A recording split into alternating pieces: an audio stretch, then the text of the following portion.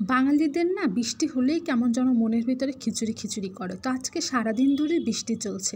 তো ভাবলাম আজকে খিচুড়ি করা যাক। আর খিচুড়ির সাথে করেছিলাম গরুর মাংস ভর্তা আর ভাজা, মাছ ভাজা, পটল ভাজা।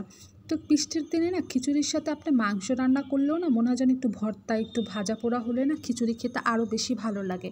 তো এর জন্যই আমি আজকে পাঙাশ মাছ নিয়েছি, খিচুড়ির সাথে ভাজা খাবো আর পটল ভাজবো।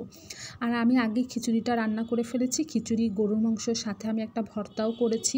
আর এইখানে আমি মাছ ভাজছি। এখানে আমি কিছু বড় বড় সাইজের পাঙাশ মাছের পিস নিয়েছি, সেটাকে আমি হলুদ, মরিচ, আদা, রসুন বাটা, একটু ধনিয়া জিরার গুঁড়ো দিয়েছি আর সাথে একটু সামান্য চালের গুঁড়ো দিয়েছি, যেন মাছগুলো একটু মচমচা ভাজা থাকে। খিচুড়ির সাথে খেতে খুবই ভালো লাগবে। তো মাছগুলো আমি সুন্দর করে ভালো করে উল্টে পুল্টে এক এক করে ভেজে নিচ্ছি। আর মাছের সাইজগুলো না সত্যি অনেক বড় ছিল, মাছটা অনেক ভালো আর ফ্রেশ ছিল। মাছটা ভাজা হয়ে গিয়েছে। এখানে আমি একটু বড় বড় সাইজের পটল নিয়েছি, যে পটলটা ভাজা করব। এই পটল ভাজা খেতে না আমার কাছে অনেক অনেক ভালো লাগে। তো এখানে আমি পটল নিয়েছি আর পটলগুলো একটু বড় সাইজের লম্বা সাইজের নিয়েছি আর মাঝখান থেকে কেটে নিয়েছি ছোলা ফেলে। আর পটলটাও আমি একটু হলুদ লবণ মরিচ দিয়ে একটু মেখে নিয়েছি। মেখে নিয়ে পটলগুলো আমি দুই পাশে উল্টে উল্টে সুন্দর করে ভেজে নিচ্ছি। দেখেন কত সুন্দর একদম ভাজা ভাজা করে ফেলতেছি।